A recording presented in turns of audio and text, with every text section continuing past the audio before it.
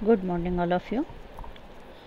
Third year के students का आज इस क्लास में जिसमें हम पेपर फर्स्ट के अंतर्गत फ्रेडरिक्स को पढ़ेंगे।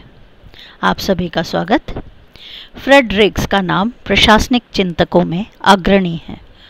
उन्होंने प्रशासनिक सिद्धांत निर्माण की प्रक्रिया में तुलनात्मक अध्ययन पद्धति को अपनाया ताकि सभी प्रकार के प्रशासनों का तुलनात्मक अध्ययन करके मौलिक संगठनात्मक तत्वों तक पहुंचा जा सके। दूसरे शब्दों में हम कहें तो रिक्स सार्वभौमिक प्रशासनिक सिद्धांत के लिए भिन्न भिन्न प्रशासनिक परिस्थितियों में अंतर्निहित कारणों का विश्लेषण करना चाहते थे। फ्रेडरिक्स का जन्म 1971 में चीन के गुलिका ग्राम में हुआ था, लेकिन अमेरिकी परिवेश में पढ़े रिक्स को ग्रामीण और शहरी दोनों ही परिवेशों में पढ़ने, पलने और बढ़ने का अवसर मिला, जिससे उनके मस्तिष्क में स्वाभाविक तुलनात्मकता को जन्म दिया और संभवतः इसीलिए उनके तुलनात्मक अध्ययन की शुरुआत सामाजिक परिवेशों की तुलना से होती है, जो बाद में प्रशासनिक परिवेश में आ गई।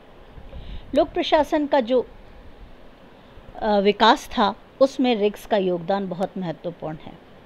उनके द्वारा विकसित आदर्श मॉडल रिक्स ने पिछड़े, विकासशील और विकसित समाजों का अध्ययन करने के उपरांत अपने मॉडलों से यह दर्शाने की कोशिश की कि पर्यावरण और प्रशासन का कितना गहरा अंतर संबंध होता है तथा विकास की प्रक्रिया में विभिन्न संरचनाओं का निर्माण, उनके कार्यों में विशेषीकरण और इन संरचनाओं के मध्य एकीकरण की प्रवृत्ति कैसी होती है। रिक्स के योगदान को हम कई रूपों में देख सकते हैं। रिक्स ने 1961 में the ecology of public administration लिखी, एडमिनिस्ट्रेशन इन डेवलपिंग कंट्रीज 1964 में लिखी, फ्रंटियर्स इन डेवलपमेंट एडमिनिस्ट्रेशन 1970 में किताब लिखी। उनको रिक्स को, जैसा कि हम उनके कंट्रीब्यूशन को देखें तो he is considered as the father of comparative public administration.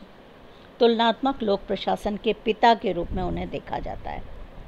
Chairman of CAG from 1960 to 1970, 1960 से 70 तक वो CAG कंपैरेटिव एडमिनिस्ट्रेशन ग्रुप, ये जो है 1960 में जो डेवलप हुआ था, और ये एक कमेटी है जिसकी स्थापना 1939 में हुई थी।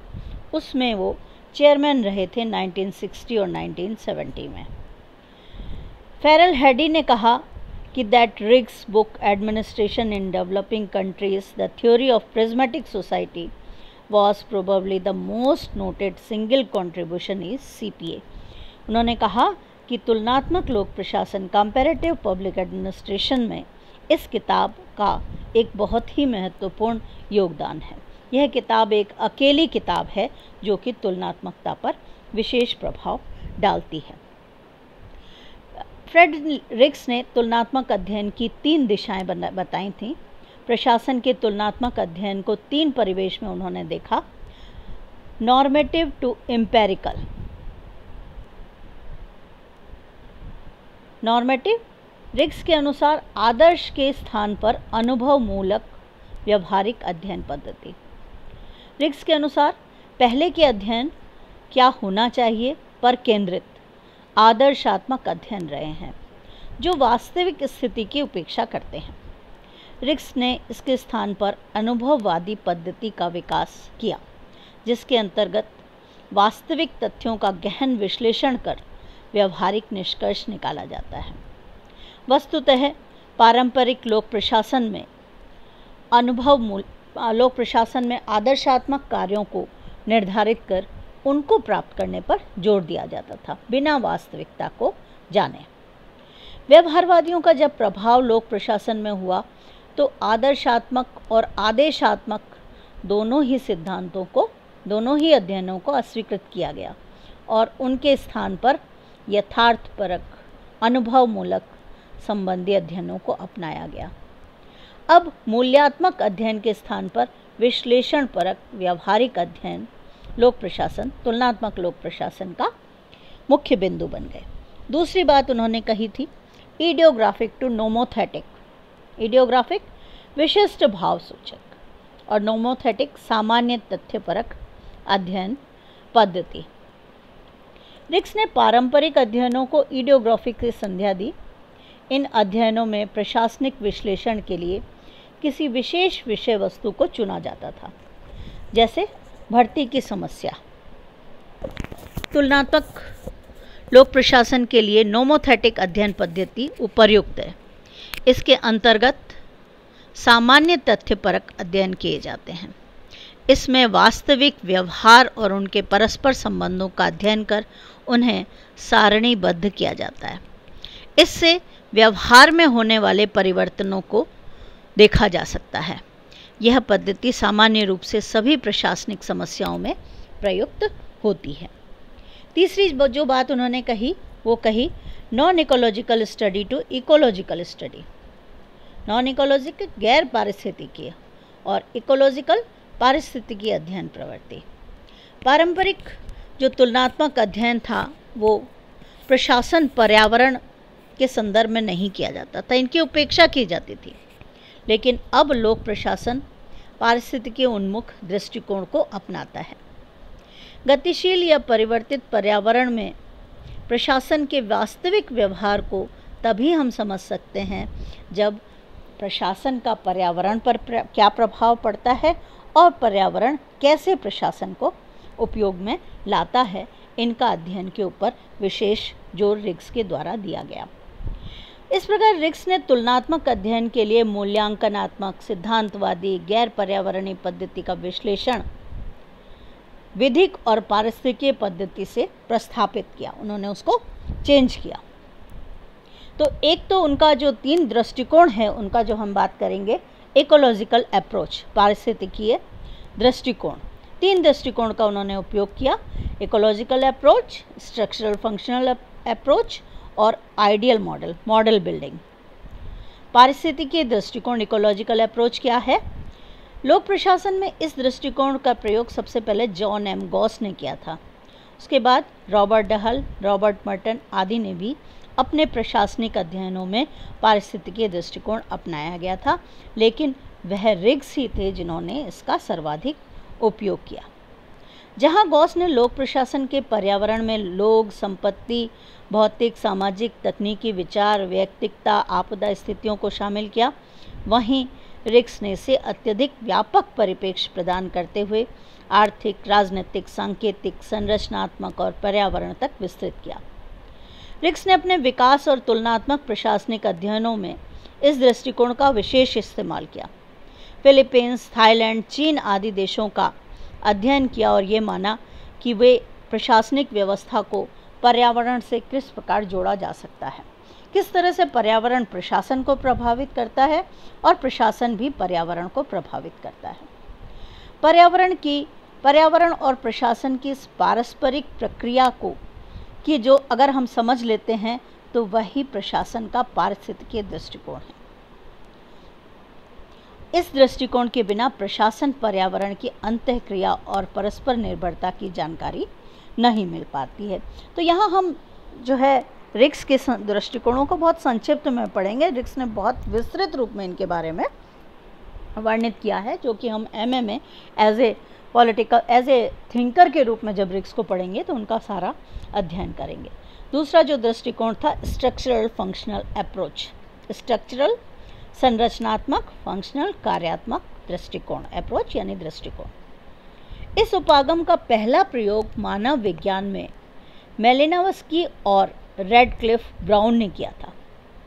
आज यह सामाजिक विज्ञान में प्रयुक्त किया जा रहा है।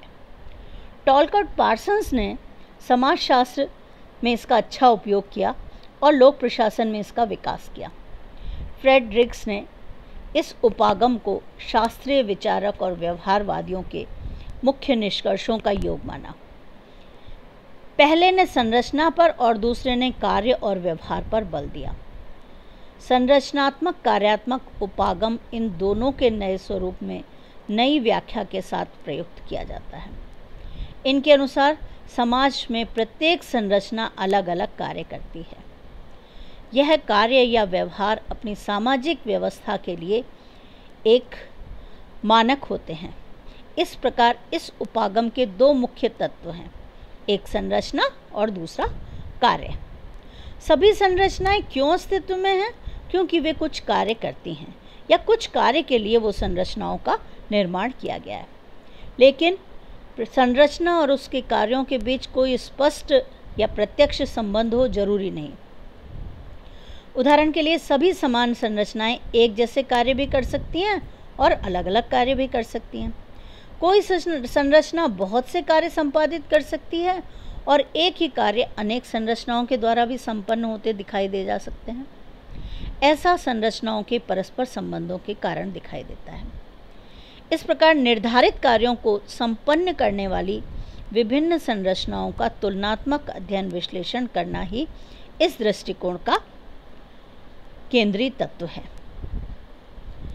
रिक्स ने जब पारिस्थितिकीय दृष्टिकोण से प्रशासनिक व्यवस्था का विश्लेषण किया तो संरचनात्मक कार्यात्मक उपागम को प्रमुख रूप से अपनाया।